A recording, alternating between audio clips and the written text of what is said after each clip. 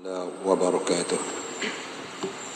Mari sama-sama kita mulakan bicara ilmu kita pada malam ini dengan bacaan Sab'u Mathani Ummul Kitab Al-Fatihah. A'udzu billahi minasyaitonir rajim. Bismillahirrahmanirrahim. Alhamdulillahi rabbil alamin. Arrahmanir rahim. Maliki yaumiddin. Iyyaka na'budu wa iyyaka nasta'in. اهدنا الصراط المستقيم صراط الذين أنعمت عليهم غير المغضوب عليهم ولا الضالين آمين. الحمد لله والصلاة والسلام على رسول الله وعلى آله وأصحابه أجمعين. قال رب اشرح لي صدري ويسر لي أمري واحلل عقدة من لساني يفقه قولي. سبحانك لا علم لنا إلا ما علمتنا إنك أنت العليم الحكيم ولا حول ولا قوة إلا بالله العلي العظيم. اللهم صل وسلم وبارك على سيدنا محمد وعلى آله وأصحابه أجمعين. أما بعد. Bahagia Al-Fadhil Tuan Imam Masjid Zahir, bahagia barisan pegawai dan ahli kuasa, barisan tuan-tuan guru, al-asatizah yang bersama-sama pada malam ini. Tak dilupakan unit multimedia yang menyiarkan siaran ini secara langsung di FB Live, di FB page Masjid Zahir Negeri Kedah. Yang saya sanjungi tuan-tuan dan puan-puan tetamu Allah yang memakmurkan rumah Allah yang dirahmati sekalian. Alhamdulillah, saya dan kita bersyukur pada Allah Subhanahu wa taala. Pada malam ini kita dapat Allah Subhanahu wa taala meringankan tubuh badan kita untuk datang ke masjid dan berada di dalam Riyadul Jannah, taman-taman syurga. Di saat manusia tidak semua boleh meringankan tulang kita dan ruang hidup kita ini untuk diberikan masa sedikit untuk membersihkan jiwa dan mengasah akal pemikiran kita dengan ayat-ayat Allah Subhanahu wa taala. Mudah-mudahan saya doakan tuan-tuan dan puan-puan yang melapangkan masa pada malam ini, Allah menggantikan rezeki tuan-tuan dengan lebih baik dengan apa yang tuan-tuan telah korbankan. Amin. InsyaAllah seperti biasa tuan-tuan dan puan-puan sekalian, kita akan menyambung kitab tafsir kita menggunakan manhaj tafsir Al-Munir karangan Dr. Wahbah Az-Zuhaili rahimahullahu ta'ala anhu wa nafa'ana bi'ulumi fid daraini amin. Kita berbicara tafsir daripada surah An-Nazi'at daripada juzuk yang ke-30 dan surah yang ke-79. Tuan-tuan boleh dapatkan kitab tafsir ini di sama ada di kedai-kedai buku seperti di Hasani, seperti di Darussalam, juzuk 30 tafsir Al-Munir yang diterjemahkan oleh Persatuan Ulama Malaysia. Muslimin muslimat, tuan-tuan dan puan-puan, pada minggu lepas kita berhenti pada muka surat 39. Kita nak habis sikit lagi dan kita nak masuk dalam fasa yang baru. Tuan-tuan, pada minggu lepas kita melihat ayat yang pertama sehinggalah ayat yang ke-7. Dan sebagai kita buat revision balik, pada minggu lepas kita telah pun menerangkan tentang bagaimana Allah Subhanahu wa taala bersumpah di atas malaikat yang ditugaskan dengan tugasan-tugasan tertentu untuk menjalankan amanah sebagai mereka yang patuh pada Allah Subhanahu wa taala. Kemudian pada ayat 1 sampai 5 Allah bersumpah di atas tugasan malaikat. Pada ayat ke-6 maka Allah cerita bahawa bila dicabut nyawa manusia, dimatikan manusia, maka manusia akan terjaga, maka jumpa terus dengan hari kiamat, iaitu yaumul mahsyar, yaumul hasyar, yaumul ba'ts, kan, hari kebangkitan atau hari dihisab. Kemudian mereka akan bertemu apabila mana ditiup sangka keluar yang kedua, semua akan bangkit dan bangun balik. Dan ketika itulah orang-orang yang kafir akan merasa gerun apabila melihat suasana kebangkitan itu berlaku. Kita akan sambung pada malam ni ayat ke-8 dan ayat ke-9 dan sehinggalah ayat ke-14. Dalam surat 39 kita ambil fasa yang tengah tu. Firman Allah Subhanahu wa taala pada ayat yang ke-8, Allah menyatakan a'udzubillahi minasyaitonir rajim, qulubun yawma idzin wajifah absaruha khashi'ah hati manusia bila dibangkitkan di hadapan Allah Subhanahu wa taala, terutama orang yang menentang Islam, orang yang menolak agama Allah, atau orang yang diberikan nikmat iman Islam tapi tidak hidup dalam keadaan iman Islam. Dia bangkit dalam keadaan hatinya menjadi gentar, takut. Orang Kedah panggil kecok, takut. Maka waktu itu waktu yang sangat ditakuti oleh manusia. Takut. Tuan-tuan bayang kita ketakutan apa yang kita pernah melanda dalam hidup kita. Kita buat salah, tiba-tiba pihak berkuasa mai rumah kita, mai cek, nak tangkap kita umpamanya. Kita akan rasa takut. Ataupun kita buat salah, tiba-tiba kita akan dijatuhkan hukuman. Kita akan rasa takut. Itu takut dunia. Ini takut sebab kita pasti dah, kita dah nampak dah. Saya dah terangkan panjang lebar pada minggu lepas, bila nak mati, sebelum Allah rentak nyawa manusia, Allah dah tunjuk dah kepada kita jalan mana yang akan kita dapat selepas kita mati. Itu yang menyebabkan timbul ayat yang pertama, ayat yang kedua, yang Allah nyatakan wan nazi'ati gharqa wan nasyitati nashta. Orang yang ketegang, yang tak mau mati. Kenapa tak mau mati? Sebab dia nampak dia mati, dia akan ke neraka. Dia tak mau keluar, maka direntap. Sebab itulah mereka direntap dengan penuh kesakitan, dengan penuh kekerasan. Sebab tak mau keluar, nak duduk di dunia, tarik, tak mau keluar, tarik, dan mereka rasa sakitnya mati. Sebaliknya, orang yang beriman pada Allah, bila dia nak mati, dia dah nampak syurga, jalan kepada Allah. Masa tu dia cepat-cepat dia nak jumpa Allah Subhanahu wa taala. Menyebabkan Allah mengatakan orang beriman, orang yang baik mati dalam keadaan mereka itu lemah lembut. Sebab mereka sudah bersedia untuk berhadapan dengan kematian. Amalan mereka, sedekah mereka, iman mereka, kan, kebaikan yang mereka buat, mereka dah ready untuk berhadapan dengan kematian yang akan mereka hadapi. Jadi ketakutan yang melanda kepada orang yang tidak beriman. Pengarang mengatakan kelak akan ada hati-hati yang menjadi kecut dan gemetar menghadapi kiamat lantaran dahsyatnya malapetaka pada hari tersebut yang memaksa yang terpaksa mereka harungi. Inilah hati orang-orang yang kafir. Mereka menundukkan pandangan dengan penuh dina disebabkan kepayahan padah musibah yang mereka lalui. Justru mereka mati bukan dalam keadaan Islam dan mereka ingkar kepada hari kebangkitan. Jadi ketakutan ini berlaku kepada orang-orang yang kufur pada Allah Subhanahu wa taala. Saya sebut tuan-tuan, kufur jangan nampak hanya kepada orang yang tak beriman. Ada dua keadaan. Pertama, orang yang tak beriman pada Allah. Yang kedua ialah orang yang dia mengucap kalimat syahadah tapi dia hidup seperti orang yang tidak beriman pada Allah, yang kita boleh kategorikan sebagai golongan al-munafiqun. Kan, al-munafiq yang nafaq ni berarti terowong. Kalau tuan-tuan pergi ke negara Mesir, dia ada terowong bawah tanah 3 lapis. Atas tu tanah jalan raya, bawah tu 1, 2, 3, dia ada lorong-lorong bawah tanah. Di bawah tanah tu ada kereta api laju. Orang panggil metro anfaq, kan, metro lorong, terowong metro. Maka nifaq ialah terowong yang terbina daripada hati-hati manusia, kan, sebagai munafik. Kemudian Allah menjelaskan pada ayat ke-10 dan ayat ke-12, Allah Subhanahu wa taala menyatakan yaquluna a inna lamarduduna fil hafirah a idza kunna 'idhaman nakhirah. Maka mereka menyatakan masa tu, kan, apakah sesungguhnya kami benar-benar dikembalikan kepada kehidupan semula? Apakah apabila kami telah menjadi tulang belulang akan hancur lumat? Mereka berkata, kalau demikian itu, ini adalah pengembalian yang sangat merugikan. Tuan-tuan, ayat 10, 12 dan 13 ni tuan-tuan, ayat ni dia bukan cerita tentang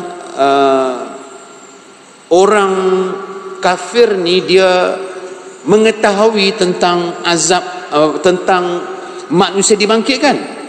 Tetapi ayat-ayat yang terakhir ini, kan, qalu, mereka berkata. Ayat ni menceritakan tentang mereka ni memperejek-ejekkan agama Islam. Kan? Macam kita kata, contoh kita katakan, kita kata lagu ni lah, kita. Siapa yang ambil rasuah, hampa akan kena penjara, hampa kena tangkap. Kita kata lagu tu. Maka orang yang makan rasuah dia kata apa? Ya betul lah, memanglah orang makan rasuah memang kena tangkap, kan? Kena tangkap, kan? Kami tak kena tangkap pun. So dia memperolok-olokkan ayat-ayat Al-Quran. Maksud dia begitu. Dia memperejek-ejekkan ayat-ayat Allah. Sebab itu habis fasa ni, ayat ke-15 lagi, kita akan jumpa pula ayat yang Allah cerita tentang Firaun. Yang bukan takat dia mengejek agama Islam, dia telah melampaui batas dalam akidah, dalam semua aspek dan kehidupan. Ni dia ceritakan tentang mereka mengejek-ngejek. Apa yang mereka mengejek? Kita tengok pengarang kata apa dulu sebelum kita urai. Apabila dikatakan kepada orang-orang kafir musyrikin, kita kata apabila dikatakan kepada mereka dan orang-orang yang lain yang mengingkari hari akhirat, maksudnya orang kafir dia tak percaya dengan hari akhirat. Dia sifat orang kafir ialah dia tidak mempercayai hari akhirat. Maka kita yang kita orang Islam ni, dia Islam pada nama, tapi kalau dia tak percaya dengan akhirat, dia ada sifat-sifat orang kafir walaupun dia bukan kafir. Kita tak boleh tuduh orang tu munafik, tak boleh tuduh orang tu kafir, tapi dia ada sifat-sifat. Apa sifat munafik? Kan, idza hadatha kadhiba, bila bercakap dia bohong. Wa idza wa'ada akhlafa, bila dia memberi janji dia mungkir janji. Wa idza tu'mina, bila diberi amanah, fa khana, maka dia khianat. Dia itu sifat-sifat orang munafik. Apalagi sifat munafik, bila dia orang munafik adalah orang yang susah nak jaga solat subuh. Jaga elok tu. Orang munafik ni dia susah sangat nak jaga solat. Ada ulama mengatakan solat asar dan solat subuh. Jadi kita ni subuh susah ni mangkit semayang laju 30 saat ni semayang. Kan? Tu kira bagus mangkit semayang enggaklah. Tapi dia tak jaga semayang, dia susah sangat nak semayang subuh. Orang ni dia ada tanda-tanda sifat munafik. Jangan kita duk pandai-pandai kata dia hang munafik, jangan. Sebab Islam tak ajak kita menuduh. Sebab hati hanya Allah saja yang tahu. Hatta iman saja Allah yang tahu. Kan?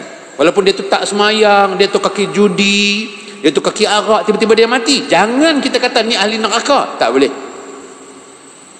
Sebab kita tak tahu, mungkin di hujung-hujung nyawa dia bertaubat pada Allah, Allah terima semua taubat dia, kita berdosa. Dan saya takut benda yang kita lempar pada orang yang tak bersalah, dia kembali kepada kita. Itu adab kita, akhlak kita. Sebab zaman lah ni zaman suka mengantar ke orang cara terang-terangan atau tertutup-tutupan, viral sebagainya kan. Jangan.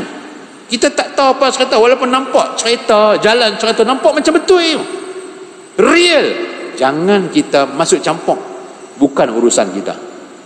Perisai kita orang beriman. Saya pesan hak orang mengaji dan orang tengok Facebook ni, perisai kita ni jangan duk sibuk hal rumah tangga orang, sibuklah dengan dosa dan maksiat yang kita buat. Kan? Kita suka sembang bab orang kita, walaupun nampak jalan tu betul, nampak macam-macam betul, bahkan nampak pergi mahkamah betul, hanya Allah yang mengetahui segala al-asrar, benda-benda yang tersembunyi. Jadi kita sebagai orang beriman, Nabi kata tarku ma la ya'nika, tinggallah benda yang tidak ada kaitan dengan hidup kamu, benda yang tak ada kaitan dengan kita. Jangan sembang pasal benda-benda yang tak ada kaitan dengan kita, walaupun nampak cerita tu macam betul. Sebab itulah fitnah di akhir zaman. Tuan-tuan rasa kan, akhir zaman ni kita ada Facebook, kita ada media sosial. Salah tak media sosial? Tak salah, cara guna tu yang salah. Okey, tuan-tuan dan puan. Jadi orang-orang ini berkata mereka orang yang tidak beriman pada Allah Subhanahu wa taala akan mengalami musibah yang mereka hadapi. Maka apabila dikatakan kepada orang musyrikin, orang kafir lain mengingkari kebangkitan dan menganggap ianya mustahil berlaku, bahawa kamu akan dibangkitkan oleh Allah, maka mereka menjawab, apakah kami akan dihidupkan semula seperti kehidupan kami yang dahulu, iaitu kami hidup selepas dikuburkan. Ungkapan ini samalah seperti firman Allah Subhanahu wa taala suratul Isra, idza kunna 'idhaman wa rufata a inna lamab'utsuna khalqan jadida. Apabila kami menjadi tulang berulang dan benda yang hancur, apakah kami benar-benar akan dibangkitkan sebagai makhluk yang baru? Tuan-tuan dan puan-puan, no? Jadi ayat ini menceritakan tentang mereka mengejek-ngejek. bahawa akan ada hidup semula selepas mati. Maksudnya kata, oh lepas mati rupanya kita dah hancur dah tulang, bangkit semula no. Bahasa macam itulah. Jadi mereka, bagaimana mereka boleh dibayangkan bahawa kami akan dihidupkan semula walhal jasad kami telah berkecai, tulang kami dah reput dan mencerai-cerai. Jadi mereka bayang dah tulang reput nak jadi lagu mana?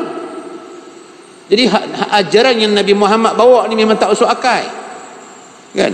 Benda dah hancur, tak tahu pergi mana dah. Tiba-tiba nak tumbuh, nak cantum semula benda yang tak tahu pergi mana. Macam mana boleh berkumpul dan hidupkan semula untuk dibangkitkan di hari kiamat. Sebab tu beriman pada hari kiamat ini syarat kita orang beriman pada Allah.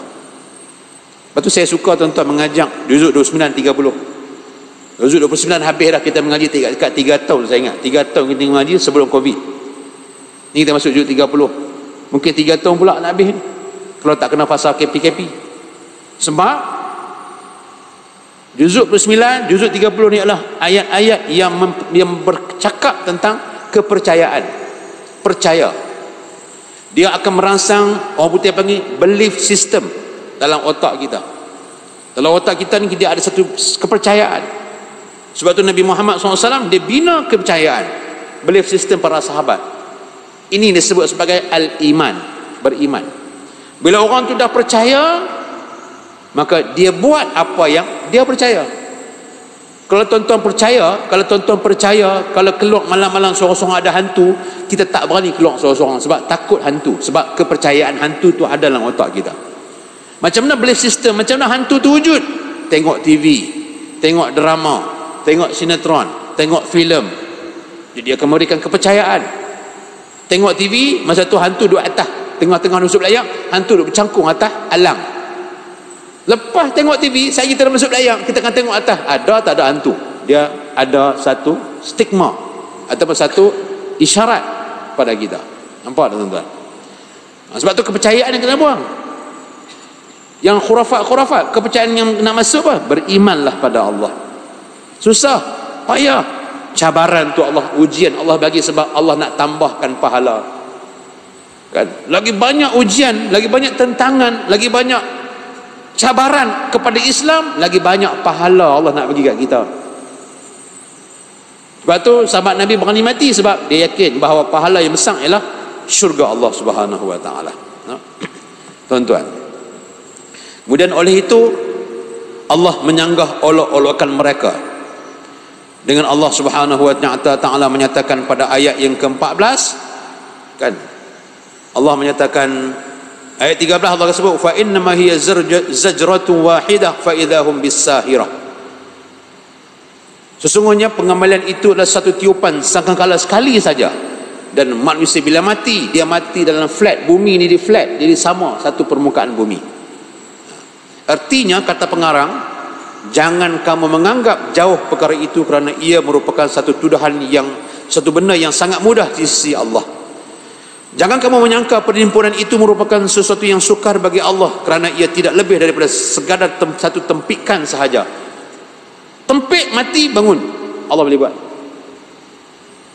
Kan? Jangan ingat susah Allah nak matikan satu dunia ni, lambat. Allah arahkan tempik dengan satu semboyan, satu tiupan, mati bangun, Allah boleh buat dengan semudah itu, dan lebih cepat dan mudah daripada itu pun Allah boleh buat. Dengan tempikan yang kedua, itu dengan tiupan yang kedua, maka orang-orang yang mati akan dibangkitkan daripada kubur masing-masing. Mereka pun hidup dan dihimpunkan di atas permukaan bumi akhirat.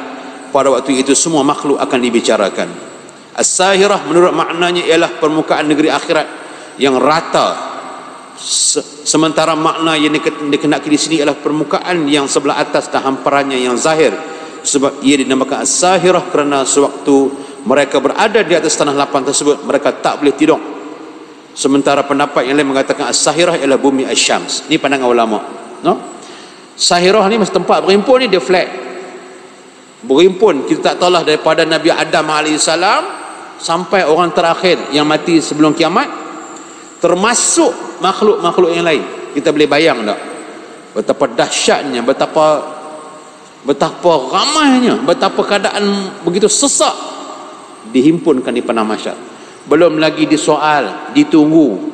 Masa tunggu itulah yang kita baca peristiwa peluh sampai kadang-kadang menenggelamkan kita. Ada berjalan cara menyulung, ada berjalan cara biasa, ada berjalan cara muka turun ke bawah. Masa bila?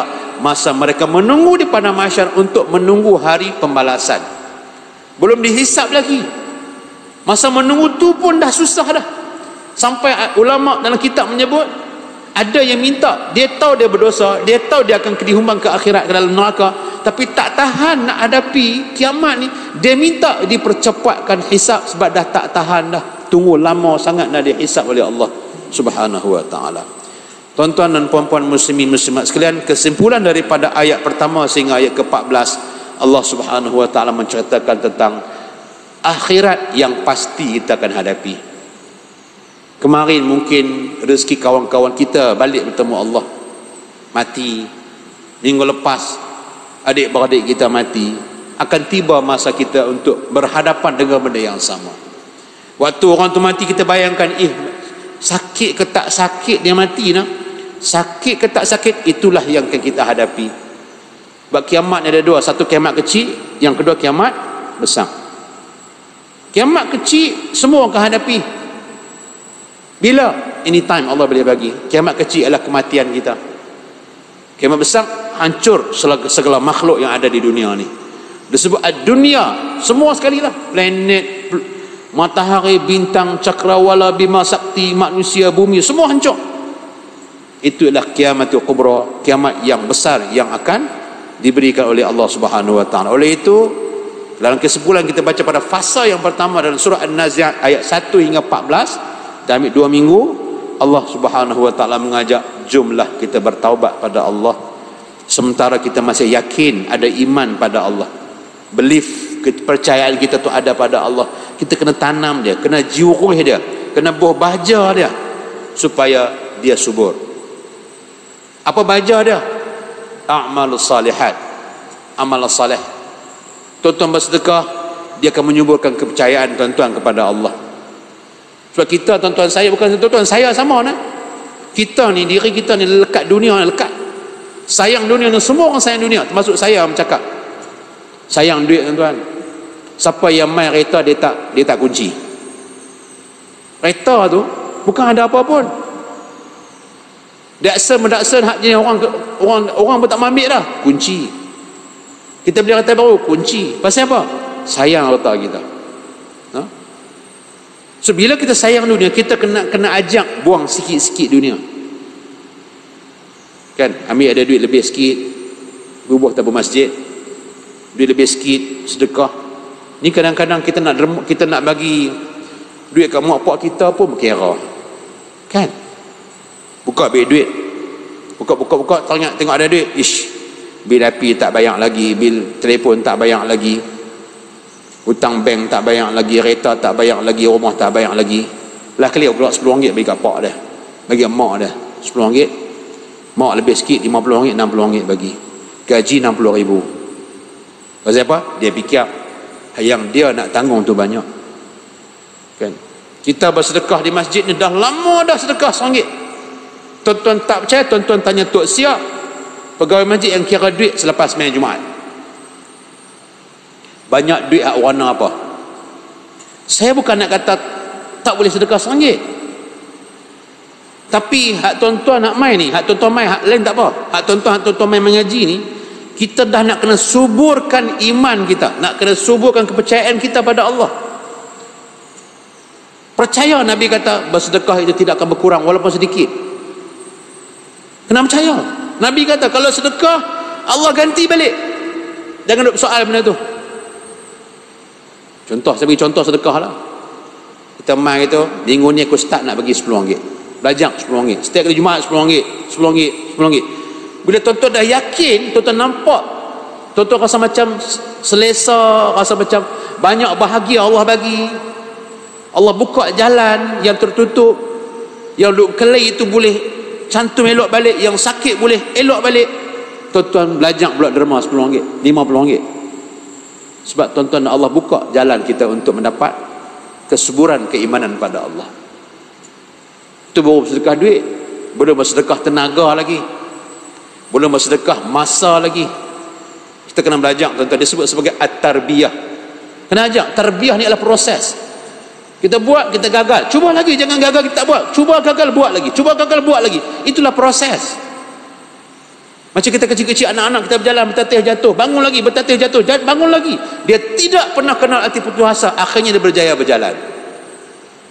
Kenapa kita dah besar, kita mengaji sampai ada degree, ada master, PhD, tapi panggil lebih teruk pada budak-budak yang bertatih, yang tidak memberi peluang untuk kita menunjukkan potensi kita untuk mencari kesuburan keimanan kita pada Allah Subhanahu wa taala. Kita boleh habis ratusan ringgit untuk beli alat untuk dapat semua channel hiburan di rumah kita.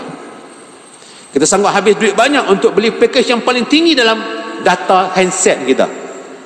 Kita boleh habis ratusan ringgit untuk kesedapan kita, kereta, rumah, tambah dapur, tambah kabinet, tambah posh. Tapi nak bagi sedikit wang untuk suburkan keimanan, kita berkira. Why persoalannya? Kenapa? Saya bimbang takut di hati kita tu banyak hitam, banyak karat dan dah mula kerah. Nak kena cabut pelan-pelan. Kena cabut pelan-pelan. Sebab kita percaya pada akhirat yang kita baca ni.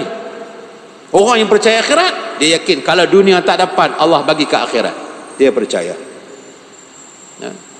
Muslimin-muslimat yang dirahmati oleh Allah Subhanahu wa taala. Insya-Allah kita akan sambung terus pada ayat yang seterusnya. Ayat seterusnya terus kita masuk pada ayat yang muka surat 42 kalau siapa yang ada kitab. Saya masuk ayat 42 tu. Kemudian lepas Allah cerita tentang akhirat, betapa besarnya cabaran Nabi Muhammad SAW berhadapan dengan orang yang menolak Islam dan mereka memperolok-olokkan dan mengejek-ngejek Islam. Tuan-tuan, bila tuan-tuan buat kebaikan, tuan-tuan kena ingat, ni ilmu tuan-tuan. Bila kita buat baik, tuan-tuan kena get ready untuk berhadapan dengan orang yang tak suka dengan kebaikan kita buat. Ini dia, tuan-tuan tengok dalam sunnatullah, dalam perjalanan sirah Nabi Muhammad. Bila kita buat baik, tuan-tuan dan puan-puan, ramai start orang tak suka kita buat kebaikan. Jadi jangan kita expect kita ni disukai oleh semua orang. Tak boleh. Nak jadi a good leader, pemimpin terbaik, khalifah terbaik, tuan-tuan dan puan, dia hanya menyampaikan wa ma alaina illal balaghul mubin. Dia menyampaikan, tidak ada apa kita, melainkan kita hanya menyampaikan kepada orang lain. Jangan kita kata kita buat mesti orang suka. Tak boleh. Tak ada benda yang kita buat semua orang suka. Yang kita nak kena cari adalah Allah suka. Maka oleh itu datangnya ayat ke-15 sampai ayat ke-26, Allah cerita tentang Nabi Musa AS dengan musuh yang besar yang lawan agama Allah Islam, itu ialah Firaun. Ayat ini juga tuan-tuan dan puan-puan, saya boleh katakanlah ayat ini sebenarnya dia memberi semangat kepada Nabi Muhammad SAW yang sedang ketika itu membawa Islam. Di peringkat awal di Mekah ni, dia baru bawa Nabi Muhammad, baru dalam peringkat permulaan dilantik, ditambahkan sebagai seorang Nabi Rasul, bawa dan berhadapan dengan tentangan kafirin musyrikin Quraisy yang sangat dahsyat. Tuan, kita boleh bayang tuan-tuan, saya setakat saya duduk ceramah, duduk dakwah, tak pernah lagi orang mai tak parang kat tengkok saya, ugut nak tembak saya.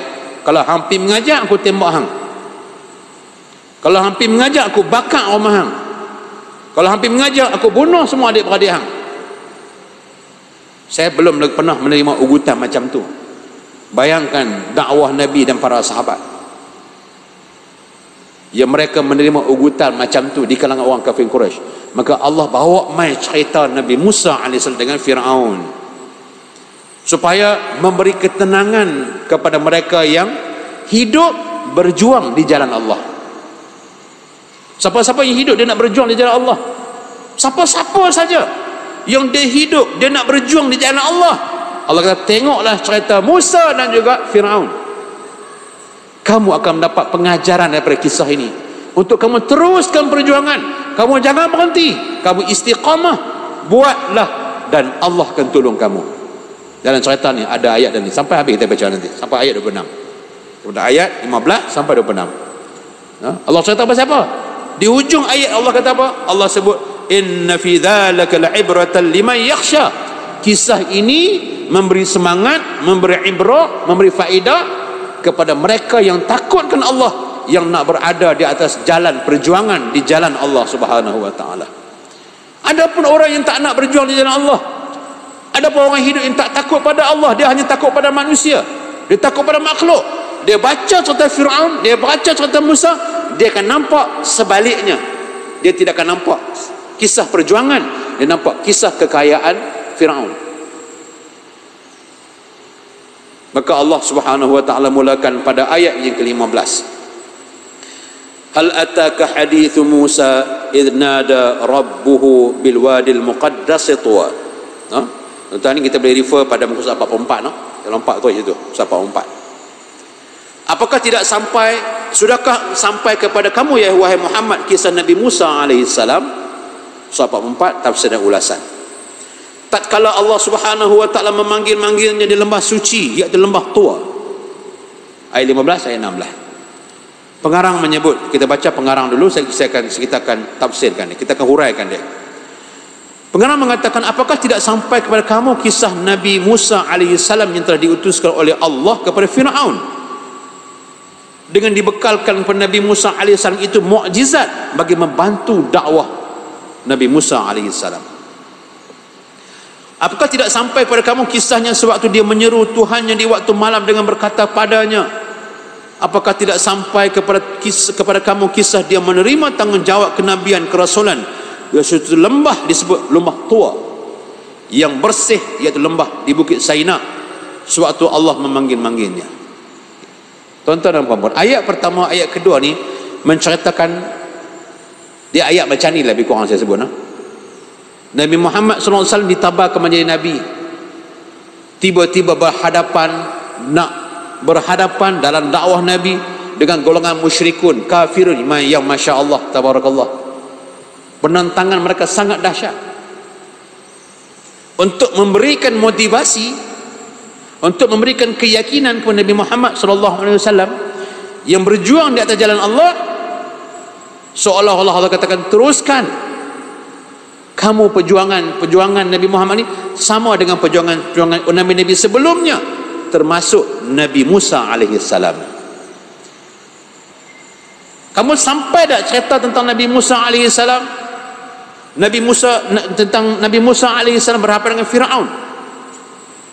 Kerajaan Fir'aun di Mesir, di perlembahan Nil. Kerajaan Fir'aun ni adalah lembah Nil ni, kerajaan Fir'aun adalah kerajaan terkaya dalam dunia. Saya ulang untuk tuan-tuan lebih faham. Kerajaan Fir'aun adalah kerajaan yang sangat dan terkaya dalam dunia. Sehingga sebab kekayaan itulah Allah menguji Fir'aun dan juga pengikut-pengikutnya. Sebab dia berada di perlembahan Nil. Kalau tuan pergi Mesir, daripada atas air sungai Nil itu dia akan mengalir sampai masuk ke Sudan. Kan, kalau kita pergi Mesir, anda tengok daripada atas, daripada Laut Mediterranean, dia akan turun bawah sampai masuk ke Sudan, di bawah selatan, kan, di benua Afrika. Dia adalah tanah yang subur, banyak hasil bumi.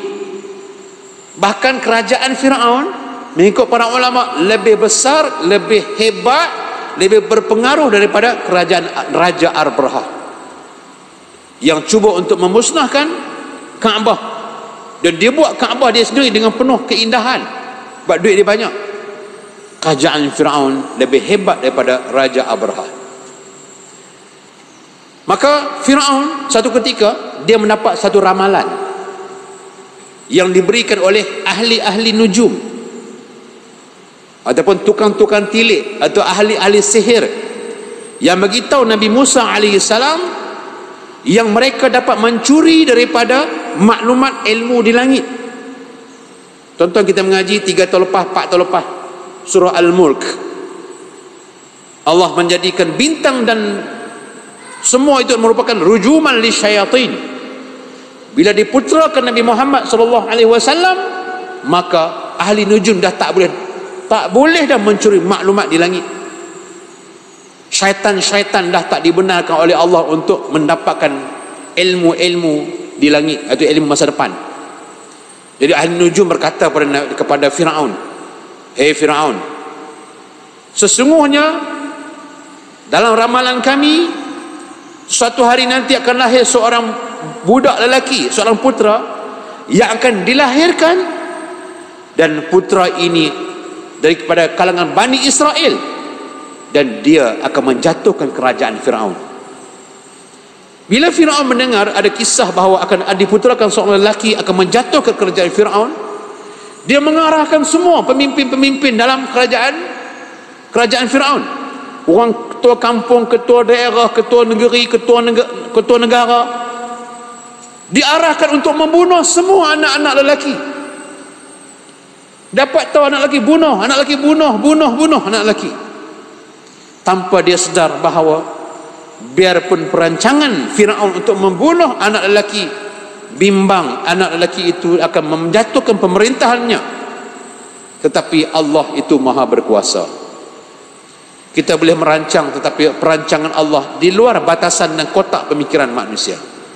Wa makaru wa makarallahu wallahu khairul makirin. Rancanglah apapun nak jatuhkan Islam, tapi dia tak sedang Islam sedang berjalan. Akhirnya rupa-rupanya diarahkan dibunuh semua anak lelaki, tetapi tiba-tiba yang membesarkan Nabi Musa AS dalam istana Firaun. Kan pelik, diarah semua dibunuh. Sebab apa? Takut nanti dia akan bangkit menjadi pemimpin menghancurkan kerajaan Firaun. Orang yang lain dibunuh, tetapi rupa-rupanya Nabi Musa AS dibesarkan di dalam istana Firaun. Nak cerita Nabi Musa ni panjang, tuan-tuan boleh hujung ensiklopedia tentang cerita para Nabi. Ini cara-cara ringkas. Maka bila dia dipelihara dalam istana Firaun, dibesarkan. Namun bila Firaun dah menjadi remaja, dah besar, kan, dah Allah berikan kelebihan, kekuatan, dia membunuh seorang pegawai setia Firaun. Bila dia tahu, maka Firaun mengarahkan untuk ditangkap dan dibunuh Nabi Musa alaihissalam. Maka Nabi Musa alaihissalam mengikut riwayat menyelamatkan diri ke negara Al-Madian. Nabi Musa alaihissalam menyelamatkan diri Al-Madian. Kemudian dalam tempoh tertentu, lama dah sangat tinggal negara Mesir, dia rasa macam rindu, sayang dengan tanah air dia. Maka dia pun balik nak jumpa kampung halamannya. Sebab dia rindu, dia rasa macam nak pulang, maka dia pun nak balik ke kampung dia lah. Maka inilah ayat yang Allah Subhanahu wa taala nyatakan, idnada rabbuhu, ayat yang kedua, bil wadil muqaddas tuwa. Ketika itu Allah Subhanahu wa taala idnada rabbuhu, Allah memanggilnya ke lembah suci, disebut sebagai lembah tua. Bila dia sampai ke lembah tua, ada sebut Tiwa. Ada pandangan-pandangan ulama tempat tersebut, tapi kita berlandaskan kepada ayat disebut sebagai Tua. Maka ketika Nabi Musa AS melihat cahaya, kan, dia tinggalkan isteri dia untuk mendapat jalan, maka Allah Subhanahu wa taala di Tua itulah Allah Subhanahu wa taala mengajar dia sebagai seorang, melantik, menabalkan, memberi amanah dia sebagai seorang nabi. Allah memberi amanah dia sebagai seorang nabi. Di mana? Bila Allah panggil dia sampai ke tempat lembah yang nama Tua. Contoh saya terang nanti kita tengok tafsir begitu tuan faham syaitannya dulu. Kemudian ayat ke-17 Allah kata apa? Bila Allah tabar dia sebagai seorang nabi, Allah kata idhab, pergi engkau ila Fir'aun, pergi kamu kepada Fir'aun, pergi ke Fir'aun, jangan patah balik, pergi ke Fir'aun, berhadapan dengan Fir'aun. Innahu tagha, dia melampau sangat dah. Pergi Fir'aun, jumpa dia, berhadapan dengan dia, bagi tahu dia tentang dakwah dia. Sebab dia semakin lama semakin melampau. Innahu tagha, dia telah melampaui batas. Apa yang melampau batas? Dari sudut akidah dia melampau dah. Dia mengaku takkan bukan mengaku dia ikut syaitan, dia mengaku dia Tuhan. Memiliki semua rakyat dianggap sebagai mereka itulah hamba abdi yang anytime yang dia boleh kerah untuk buat sebagai dia Tuhan. Dia gunakan kekayaan di sudut ekonomi, dia rampas semua wang-wang rakyat, dia jadi kaya. Innahu tagha, kata Allah, kamu kena pi kat Firaun, dekat Firaun, sebab dia melampau batas. Sebab itu dalam ayat ini, sebab tuan tengok, no? Mengapa Allah Subhanahu wa taala, tengok pada tafsir dia, mengapa Allah menyebut Musa tidak nabi-nabi lain pada perangan yang kedua? Ini kerana Musa merupakan antara nabi yang paling menonjol dari sudut mukjizat berbanding dengan para anbiya sebelumnya. Sebutan tentang Musa ini akan menerbitkan rasa terhiburnya Nabi Muhammad sallallahu alaihi wasallam apabila berhadapan dengan kaumnya yang ingkar. Betul, no? Bila tengok Nabi Musa lagi dahsyat berhadapan dengan penguasa, dengan ketua yang ingkar, yang mengaku dia Tuhan, yang dia ada sihir, dia ada tukang-tukang sihir, dia ada pengikut tentera, bala tentera yang sangat banyak. Kalau tuan-tuan baca tentang Firaun, tuan-tuan akan Allah akan ikuti lepas Firaun wa junudi, kan, pengikut dan pengikut-pengikutnya. Jadi Firaun ni banyak pengikut, sampai bila Allah sebut dalam Quran, Allah akan sebut Firaun dan pengikut-pengikutnya, dia ramai sangat. Kalaulah wahai Muhammad kau berhadapan dengan kaum musyrikin sekarang ni, Nabi Musa AS lagi dahsyat dia punya ujian dia, tapi aku tolong dia, aku tolong dia. Jadi adalah satu penghibur disebut oleh pengarang. Pada masa yang sama ia memberikan satu amaran kepada orang-orang Quraisy terhadap azab yang akan diturunkan sebagaimana pernah diturunkan kepada Firaun dan bala tenteranya. Sedangkan kalau mahu dibuat perbandingan golongan Firaun dan bala tenteranya, jauh lebih kuat daripada mereka. Pertama, nak bagi semangatkan Nabi Muhammad sallallahu alaihi wasallam. Yang kedua, nak bagi tahu geng kafir yang menentang Nabi Muhammad, hampa rasa hampa tu kemah dah, hampa tu hebat dah, nak kalahkan Nabi Muhammad sallallahu alaihi wasallam. Firaun yang mengaku Tuhan pun aku boleh hancurkan. Jadi jangan kita kata dua nampak, oh White House, Pentagon, Amerika hebat dah, mereka hebat tak mana pun. Kena ingat Firaun lagi hebat daripada mereka, pun boleh dijatuhkan, dimusnahkan oleh Allah Subhanahu wa taala. Jadi Allah nak bagi amaran, itu cakap besar, hak kecil pun sama, jangan duk belagaklah. Ada sikit-sikit kuasa, ada sikit-sikit pengaruh, jaga elok-elok, tu baru sikit. Hak pengaruh besar, hak kuasa besar dunia ni, sebab Firaun pun Allah boleh hapuskan, Allah boleh lenyapkan bersama dengan bala tentera. Bala tentera yang sangat banyak, sangat ramai ni hancur. Jangan kita ikut telunjuk seperti Firaun. Allah boleh buat apa saja yang Allah Subhanahu wa taala nak buat. Cuma bila masa Allah nak buat. Sebab tu nanti tuan-tuan tengok dalam kitab ni, dalam surah saya bawa ni, surah Yunus, kita ni baca, kita baca minggu depan lah, tak sempat.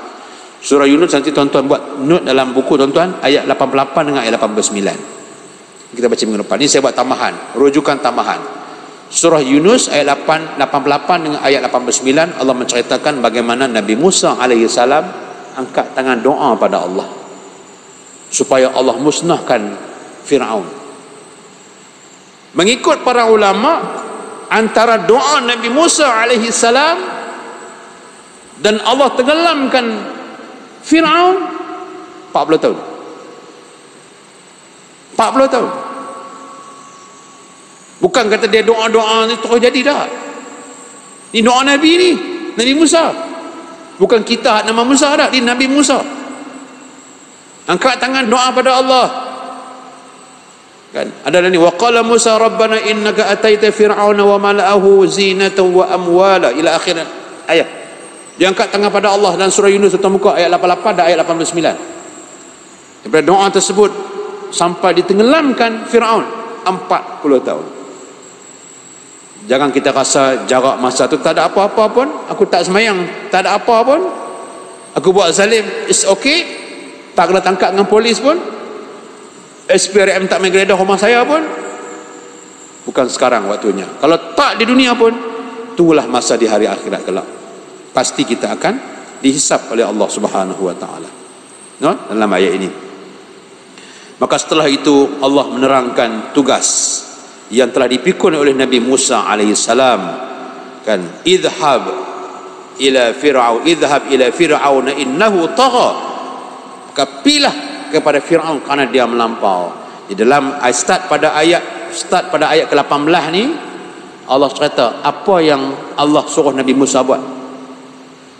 Allah kata pi jumpa dia, pi bahasa kita lah, pi jumpa dia melampau, kan, yang lampau Tora sebut Torut, kan kita sebut Torut maksudnya melampaui batas, Torut, no? Ada yang mengatakan berhala, ada yang kata melanggar hududullah, hudud yang telah ditentukan oleh Allah Subhanahu wa taala.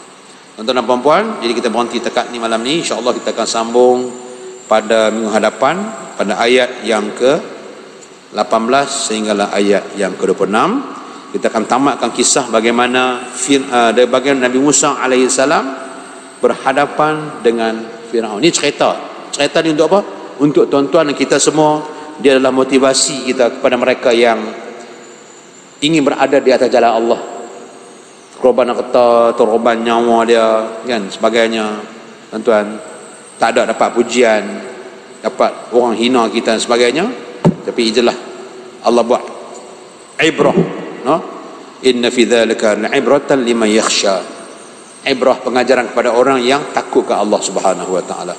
Mudah-mudahan sedikit ilmu yang kita kongsikan daripada kitab Tafsir Al-Munir pada malam ini dapat memberikan kita baja-baja keimanan yang dapat menyuburi keimanan kita, memberikan air-air yang dapat menyiram pokok-pokok iman kita, agar iman kita dapat tumbuh dengan akar yang lebih mencengkam, lebih percaya dengan Allah Subhanahu wa taala, dan menumbuhkan ranting-ranting yang dapat kita memberikan keteduhan dan manfaat kepada orang lain. Mudah-mudahan kita berdoa dengan pengajian ini Allah tingkatkan amalan kita, Allah ubah hidup kita, dan Allah menghilangkan kejahilan yang kita alami sebelum ini. Wallahu a'lam. Assalamualaikum warahmatullahi taala wabarakatuh. A'udzubillahi minasyaitonir rajim. Bismillahirrahmanirrahim. Alhamdulillahi rabbil alamin, wassalatu wassalamu ala asyrafil anbiya'i wal mursalin wa ala alihi wa sahbihi ajma'in. Allahumma ja'al jam'ana hadha jam'an marhuma wa tafarruqna min ba'dihi tafarruqan ma'suma. Wa sallallahu ala sayyidina Muhammad wa ala alihi wa sahbihi wa baraka wa sallam. Walhamdulillahi rabbil alamin. Taqabbalallahu minkum